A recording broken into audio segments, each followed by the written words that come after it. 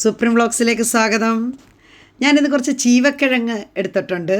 അത് നല്ലപോലെ കഴുകിയെടുത്തേ. ചീവക്കിഴങ്ങെന്നും കൂർക്കയെന്നും ഒക്കെ പറയും. നിങ്ങളുടെ നാട്ടിലൊക്കെ എന്തോ പറയുന്നതെന്ന് അറിയത്തില്ല.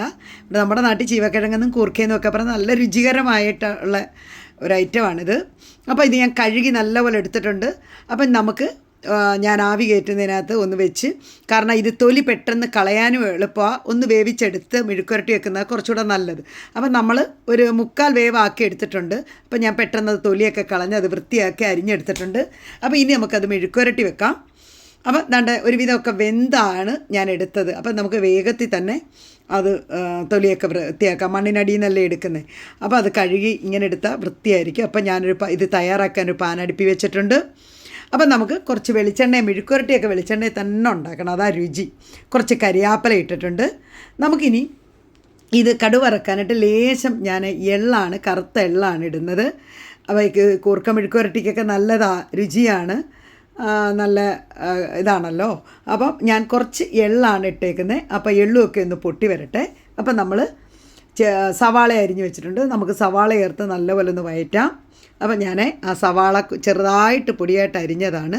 അപ്പം ഈ മെഴുക്കുരട്ടിക്ക് ആവശ്യമുള്ള ഞാൻ കുറച്ചേ എടുത്തിട്ടുള്ളൂ. അപ്പം അതുകൊണ്ട് അതിനാവശ്യമായ സവാള മാത്രമേ എടുത്തിട്ടുള്ളൂ. ഞാനൊരു 2 പച്ചമുളക് ചെറുതായിട്ട് അരിഞ്ഞിട്ടുണ്ട്, അതുകൂടെ ഞാൻ ചേർക്കുന്നുണ്ട്. അപ്പം നമുക്ക് ഇത് മൊത്തത്തിൽ ഒന്ന് മൂത്ത് വരുമ്പോഴത്തേക്ക് നമുക്ക് അതിൻ്റെ ചേരുവകൾ ചേർക്കാം. ചേരുവകളായിട്ട് ഞാൻ ചേർക്കുന്നത് ലേശം മഞ്ഞൾപ്പൊടിയാണ് ചേർക്കുന്നത്. കുറച്ച് മഞ്ഞൾപ്പൊടി മതി. നമുക്ക് മഞ്ഞൾപ്പൊടി ചേർത്ത്, പിന്നെ ഞാൻ ചില്ലി ഫ്ലെക്സ് ആണ്. അപ്പം ചില്ലി ഫ്ലെക്സ്, കാരണം മുളക് ഞാൻ ചേർത്തിട്ടുണ്ട്, അപ്പോൾ കുറച്ച് ആവശ്യത്തിനുള്ളത് മതി. അപ്പം നമുക്കിത് ഒരുമിച്ചൊന്ന് യോജിപ്പിക്കാം. പിന്നെ ആവശ്യത്തിനുള്ള ഉപ്പൂടെ ചേർക്കുന്നുണ്ട്. അപ്പം ഉപ്പൂടെ ചേർത്ത് നമുക്ക് ഒരുമിച്ചിളക്കാം.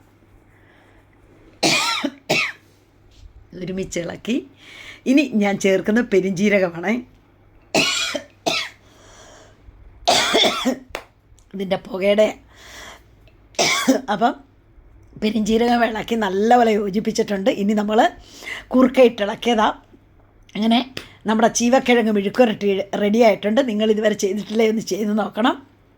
ഏറ്റവും രുചിയാണ്, പിള്ളേർക്ക് പോലും ഇഷ്ടപ്പെടും. അപ്പം കൂർക്ക മെഴുക്കുരട്ടി ആയിട്ടുണ്ട്. ഇനി നമുക്ക് ജസ്റ്റ് ഒരു 2 കരിയാപ്പല തണ്ടും ലേശം വെള്ളവും കൂടെ ഒന്ന് കുടഞ്ഞ്, നമുക്ക് അധികം വെള്ളം വേണ്ട, നമുക്കൊന്ന് അടച്ച് വെച്ചൊന്ന് ആവി കയറ്റിയെടുത്താൽ മതി. കാരണം അത് ആക്ച്വലി വെന്തതാണ്. അപ്പോൾ വേണമെങ്കിൽ നമുക്ക് ഇച്ചിരി വെള്ളം കൂടെ കുടഞ്ഞ് ഒന്നുകൂടെ അടച്ച് വെച്ചാൽ നമുക്ക് ആവി കയറ്റാം.